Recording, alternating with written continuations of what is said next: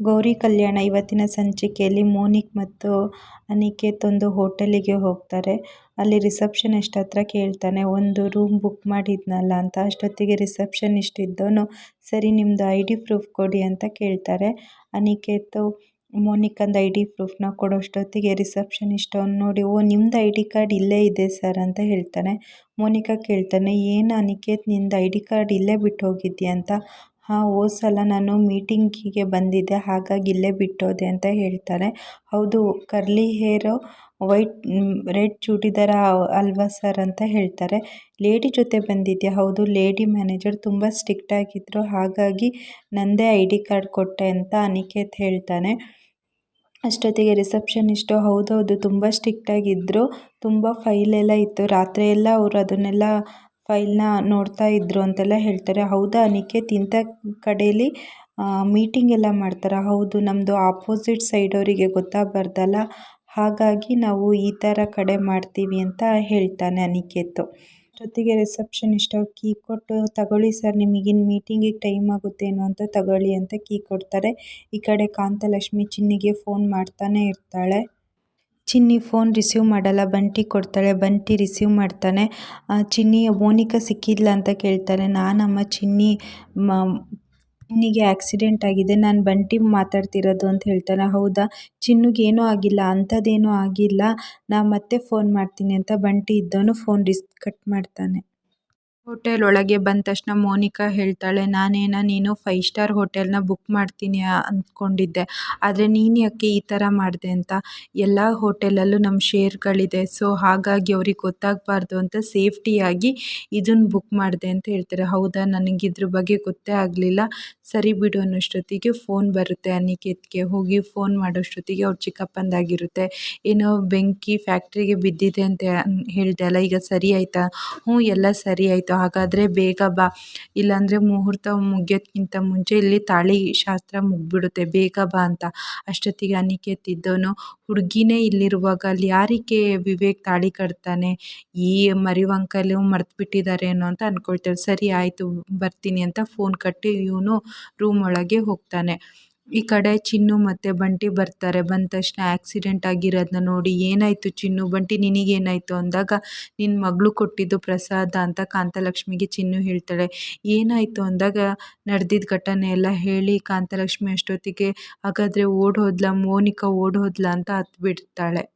ಚಿನ್ನು, ನಾನು ಯಾರ ಬಗ್ಗೆ ಯೋಚನೆ ಮಾಡಲಿ, ಓಡೋದ ಮೋನಿಕಾ ಬಗ್ಗೆ ಯೋಚನೆ ಮಾಡಲಾ, ಅಥವಾ ಈ ಥರ ಎಲ್ಲ ನಡೀತು ಅಂತ ಯೋಚನೆ ಮಾಡಲಾ? ಅದೇ ಪಾಪ, ಏನೂ ಆಗದಿಲ್ದಂಗೆ ನಿಮ್ಮ ಅಕ್ಕನ ಜಾಗದಲ್ಲಿ ಕೂತಿದ್ದಾಳಲ್ಲ, ಗೌರಿ ಬಗ್ಗೆ ಯೋಚನೆ ಮಾಡಲಾ? ಏನು ಯೋಚನೆ ಮಾಡಲಮ್ಮ, ನಂಗೆ ಏನು ಮಾಡಬೇಕು ಅಂತ ಗೊತ್ತಾಗ್ತಿಲ್ಲ ಅಮ್ಮ. ಈಗ ಹೇಗಾದ್ರು ಮೋನಿಕಾ ಇಲ್ಲ, ಮೊದಲು ಈ ಮದುವೆನ ನಾವು ನಿಲ್ಲಿಸ್ಬೇಕು ಅಂತ ಚಿನ್ನು ಮತ್ತು ಕಾಂತಲಕ್ಷ್ಮಿ ಬಂಟಿ ಈಗ ಮದುವೆ ಮಂಟಪಕ್ಕೆ ಬರ್ತಾ ಇರ್ತಾರೆ.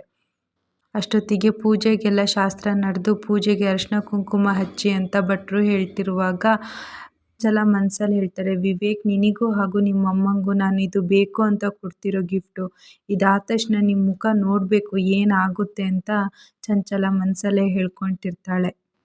ಚಂಚಲ ಹೇಳ್ತಾ ಇರ್ತಾಳೆ, ಹೇಗಿದ್ರು ಮೋಸ ಮಾಡಿದ ಹುಡುಗಿನ ಮರೆಯೋಕ್ಕೆ ನಿನಗೆ ಸುಲಭ ಆಗ್ಬೋದು, ಆದರೆ ಅವಳ ಬದಲು ನಿನಗಿಷ್ಟ ಇಲ್ಲದವಳನ್ನ ಮದುವೆ ಆದರೆ ನೀನು ಜೀವನ ಪೂರ್ತಿ ಅವಳ ಜೊತೆ ಕಿತ್ತಾಡ್ಕೊಂಡು ಜಗಳ ಆಡ್ಕೊಂಡೇ ಕಳಿತೀಯ, ಅದನ್ನು ನೋಡಿ ನಾನು ಖುಷಿ ಪಡ್ತೀನಿ ಅಂತ ಚಂಚಲ ಮನಸ್ಸಲ್ಲೇ ಹೇಳುವಾಗ ಪುರೋಹಿತರು ಇದ್ದವರು ತಾಳಿ ಕಟ್ಟಿ ಅಂತಾರೆ. ವಿವೇಕ್ ಇದ್ದವನು ತಾಳಿನ ತಗೊಳ್ತಾನೆ. ಈ ಕಡೆ ಕಾಂತಲಕ್ಷ್ಮಿ ಚಿನ್ನು ಓಡ್ ಬಂದು ಹೇಳ್ತಾರೆ, ಚಿನ್ನುಗೆ ಆಕ್ಸಿಡೆಂಟ್ ಆಗಿದೆ ಅಂತ. ಹೌದಾ ಚಿನ್ನು, ನಿನಗೇನು ಆಗಲಿಲ್ವಾ, ಮೋನಿಕಾ ಎಲ್ಲಿ ಅಂತ ಕೇಳ್ತಾರೆ. ಮೋನಿಕಾ ಬರಲಿಲ್ಲ, ಮೋನಿಕಾ ಓಡೋದ್ಲು ಅಂತ ಹೇಳ್ತಾಳೆ ಕಾಂತಲಕ್ಷ್ಮಿ. ಸರಿ, ಹಾಗಾದರೆ ಈಗೇನು ತಾಳಿ ಕಟ್ಟೋ ಸಮಯ ಬಂತು, ಹೇಗಾರು ಮಾಡಿ ನಾವು ಇದನ್ನು ತಡಿಬೇಕು, ಇಲ್ಲಾಂದರೆ ದೊಡ್ಡ ತಪ್ಪಾಗುತ್ತೆ ಅಂತ ಕಾಂತಲಕ್ಷ್ಮಿ ಗಂಡ ಹೇಳ್ತಾನೆ. ಅಷ್ಟೊತ್ತಿಗೆ ಕಾಂತಲಕ್ಷ್ಮಿ ಇದ್ದವಳು, ಬೇಡ ರೀ ಅಂತ ಹೇಳಿ ತಡಿತಾಳೆ. ಕಾಂತಲಕ್ಷ್ಮಿ ಹೇಳ್ತಾಳೆ, ಬೇಡ ಕಣ್ರಿ, ಎಲ್ಲರ ಮುಂದೆ ಮರ್ಯಾದೆ ಹೋಗುತ್ತೆ ಅಂತ. ಯಾವತ್ತಿದ್ರೂ ಮರ್ಯಾದೆ ಹೋಗದೆ, ಯಾವಾಗಲೂ ನೋಡಿದರೆ ನಾನು ನೋಡ್ತೀನಿ ಅಂತ ಹೇಳಿದ್ದೆ ಅಲ್ಲ, ಈಗ ಮರ್ಯಾದೆ ಅಂತ ಅಂದ್ಕೊಂಡ್ರೆ ಆಗಲ್ಲ, ನಮ್ಮ ಗೌರಿ ಜೀವನ ಮುಖ್ಯ ಅಂತ ಕಾಂತಲಕ್ಷ್ಮಿ ಗಂಡ ಹೇಳ್ತಾ ಇರ್ತಾನೆ. ಈ ಕಡೆ ಗೌರಿ ಇದ್ದವಳು, ನಾನು ಈಗ ಸುಮ್ಮನೆ ಇದ್ದರೆ ಇದು ಪಂಚಭೂತಗಳಿಗೆ ಮೋಸ ಮಾಡ್ದಂಗೆ ಆಗುತ್ತೆ, ನನಗೆ ಮನಸ್ಸು ಬರಲ್ಲ, ನಾನು ಏನಿದ್ರೂ ಸತ್ಯ ಹೇಳಬೇಕು ಅಂತ ಗೌರಿ ಹೇಳ್ತಾ ಇರ್ತಾಳೆ. ಈ ಕಡೆ ಅನಿಕೆ ತಾಳಿ ಕಟ್ಟೋಕ್ಕೆ ಅಂತ ತಾಳಿನ ಕುತ್ತಿಗೆಗೆ ತರ್ತಾ ಇನ್ನೊಷ್ಟೊತ್ತಿಗೆ ಗೌರಿ ಕೈನ ಅಡ್ಡ ಇಡ್ತಾಳೆ. ಆಗ ಮಂಟಪದಲ್ಲಿ ಇದ್ದವರೆಲ್ಲ ಆಶ್ಚರ್ಯದಿಂದ ನೋಡ್ತಾ ಇದ್ರು.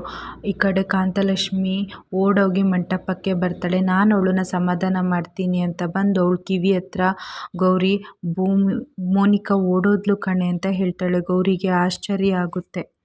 ಹೇಗಾರು ಈಗ ಗತಿ ಇಲ್ಲದೆ ನೀನೇ ತಾಳಿ ಕಟ್ಕ ಅಮ್ಮ, ಆ ದೇವರೇ ನಿನಗೆ ಕೊಟ್ಟಿರೋ ಅದೃಷ್ಟ ಅಂತ ಅನ್ಕೋ ಅಂತ ಹೇಳ್ತಾರೆ. ಅಷ್ಟೊತ್ತಿಗೆ ಗೌರಿ ಇದ್ದವಳು, ಇಲ್ಲ ಅಮ್ಮ, ನಾನು ಇದು ಮೋಸ ಮಾಡಿ ತಾಳಿ ಕಟ್ಕೊಳ್ಳೋಕ್ಕೆ ಆಗಲ್ಲ ಅಂತ ಹೇಳ್ತಾರೆ. ಅಷ್ಟೊತ್ತಿಗೆ ವಿವೇಕ್ ಅಜ್ಜಿ ಇದ್ದವರು, ಏನಾಯ್ತಮ್ಮ ಅಂತ ಕೇಳ್ತಾರೆ. ಇಲ್ಲ, ಅವಳಿಗೇನೋ ಸ್ವಲ್ಪ ಭಯ ಅಂತೆ, ಹಾಗಾಗಿ ನಾನೆಲ್ಲ ಹೇಳಿದ್ದೀನಿ. ಪುರೋಹಿತ್ರೆ, ನೀವು ಮಂತ್ರ ಹೇಳಿ ಅಳಿಯಂದ್ರೆ ನೀವು ತಾಳಿ ಕಟ್ಟಿ ಅಂತ ತಾಳಿ ಕಟ್ಟೋ ಟೈಮಿಗೆ ಗೌರಿ ಪರ್ದೆನ ತೆಗಿತಾಳೆ. ಅಲ್ಲಿ ಮಂಟಪದಲ್ಲಿ ಕೂತಿರೋದು ಗೌರಿ ಅಂತ ಎಲ್ಲರಿಗೂ ಗೊತ್ತಾಗಿ ಆಶ್ಚರ್ಯ ಆಗುತ್ತೆ. ಈ ಕಡೆ ನೋಡಿದರೆ ಅನಿಕೇತ್ ಇವಳನ್ನ ಸ್ವಂತ ಮಾಡಿಕೊಂಡ್ರೆ ನಾನು ದೊಡ್ಡ ಕೋಟ್ಯಾಧಿಪತಿ ಆಗ್ಬೋದು ಅಂತ ಕನಸು ಕಾಣ್ತಿರ್ತಾನೆ. ಆ ಕಡೆ ಮೋನಿಕಾನು ಅಷ್ಟೇ, ಇವನನ್ನ ನಾನು ಸ್ವಂತ ಮಾಡಿಕೊಂಡ್ರೆ ನಾನು ಆ ಮನೆಗೆ ಸೊಸೆಯಾಗಿ ಹೋಗ್ಬೋದು, ಆಮೇಲೆ ನನ್ನ ಅಸಲಿ ಆಟ ಶುರು ಮಾಡ್ಬೋದು ಅಂತ ಇಬ್ಬರು ಯೋಚನೆ ಮಾಡ್ತಾ ಇರ್ತಾರೆ. ವಿವೇಕ್ ಎದ್ದೋನೆ ಕೇಳ್ತಾನೆ, ಇವಳು ಯಾಕಿಲ್ಲಿ ಕೂತ್ಕೊಂಡಿದ್ದಾಳೆ, ಮೋನಿಕಾ ಎಲ್ಲಿ ಅಂತ. ಅಷ್ಟೊತ್ತಿಗೆ ವಿವೇಕ್ ಚಿಕ್ಕಪ್ಪ ಅಜ್ಜ ಅಜ್ಜಿನೂ ಕೇಳ್ತಿರ್ತಾರೆ, ಕಾಂತಲಕ್ಷ್ಮಿ ಎಲ್ಲಿ, ಮೋನಿಕಾ ಎಲ್ಲಿ, ಮೋನಿಕನ ಜಾಗದಲ್ಲಿ ಇವಳು ಯಾಕಿಲ್ಲಿ ಕೂತಿದ್ದಾಳೆ ಅಂತ. ಅಷ್ಟೊತ್ತಿಗೆ TV ರಿಪೋರ್ಟರ್ ಬಂದು, ಮದುವೆ ಮನೆಯಲ್ಲಿ ಅದ್ಲು ಬದಲು ಮೋನಿಕನ ಬದಲಲ್ಲಿ ಬೇರೆ ಯಾರೋ ಬಂದು ಕೂತಿದ್ದಾರೆ, ಹಾಗಾದರೆ ಮೋನಿಕಾ ಎಲ್ಲಿ ಅಂತ TV ರಿಪೋರ್ಟರಿಗೆ ಒಂದು ನ್ಯೂಸ್ ಸಿಕ್ಕಂಗಾಗಿದೆ. ವಿವೇಕಿಗಂತೂ ಸಿಟ್ಟು ಬಂದು, ಮೋನಿಕಾ ಎಲ್ಲಿ, ಮೋನಿಕನ ಬದಲು ಇವಳು ಯಾಕೆ ಕೂತಿದ್ದಾಳೆ ಅಂತ ಸಿಟ್ಟಾಗಿ ಎಲ್ಲರನ್ನ ಕೇಳ್ತಾ ಇರ್ತಾನೆ. ಅಷ್ಟೊತ್ತಿಗೆ ವೀರಣ್ಣಂಗೆ ಸಿಟ್ಟು ಬಂತು, ಹೇಳು ಕಾಂತಲಕ್ಷ್ಮಿ, ಮೋನಿಕಾ ಇಲ್ಲ, ಮೋನಿಕಾ ಮದುವೆ ಮನೆಯಿಂದ ಓಡೋಗಿದ್ದಾಳೆ, ಅಲ್ಲಿ ಕೂತಿದ್ದಾಳಲ್ಲ ಗೌರಿ, ಅವಳು ನನ್ನ ಮಗಳೇ ಅಂತ ಹೇಳೆ ಕಾಂತಲಕ್ಷ್ಮಿ, ಹೇಳೆ ಅಂತ ಹೇಳ್ತಾನೆ. ಗೌರಿ ಮಾತ್ರ ಅಲ್ಲ, ಈ ಚಿನ್ನೂ ಸಹ ನನ್ನ ಮಗಳೇ ಅಂತ ಹೇಳ್ತಾರೆ. ಯಾಕೆ ಈ ಥರ ಸುಳ್ಳು ಹೇಳಿದ್ರಿ ಅಂತ ಕೇಳೋಷ್ಟೊತ್ತಿಗೆ, ಇವಳಿಗೆ ನನ್ನ ಮಕ್ಕಳನ್ನ ದೊಡ್ಡ ಶ್ರೀಮಂತರ ಮನೆಗೆ ಸೊಸೆಯಾಗಿ ಕಳಿಸ್ಬೇಕು ಅಂತ ದುರಾಸೆ, ಹಾಗಾಗಿ ಈ ಥರ ಮಾಡಿದ್ದು. ನಾವೆಲ್ಲ ಹೇಳಿದ್ದೆಲ್ಲ ಸುಳ್ಳು, ಮೋನಿಕಾ ಒಬ್ಬಳೇ ನನ್ನ ಮಗಳು ಅಂತ ಅವಳು ಹೇಳಿದ್ದು ಸುಳ್ಳು, ನಾವು ದೊಡ್ಡ ಕೋಟ್ಯಾಧಿಪತಿ ಅಂತ ಹೇಳಿದ್ದೆಲ್ಲ ಸುಳ್ಳು. ಚಿನ್ನು, ಗೌರಿ, ಮೋನಿಕಾ ಮೂರು ನಮ್ಮ ಮಗಳು, ಅವ್ರು 3 ಜನನೂ ದೊಡ್ಡ ಶ್ರೀಮಂತರ ಮನೆಗೆ ಕಳಿಸ್ಬೇಕು ಅನ್ನೋ ಇವಳ ದುರಾಸೆಯಿಂದ ಈ ಪರಿಸ್ಥಿತಿಗೆ ತಂದು ಅಂತ ಹೇಳ್ತಾನೆ. ಇಷ್ಟು ಇವತ್ತಿನ ಸಂಚಿಕೆಯಲ್ಲಿ ನಡೆದಿದೆ. ಈ ವಿಡಿಯೋ ಇಷ್ಟ ಆಗಿದ್ರೆ ಲೈಕ್ ಮಾಡಿ, ಶೇರ್ ಮಾಡಿ, ಚಾನಲ್ನ ಸಬ್ಸ್ಕ್ರೈಬ್ ಮಾಡಿ. Thank you.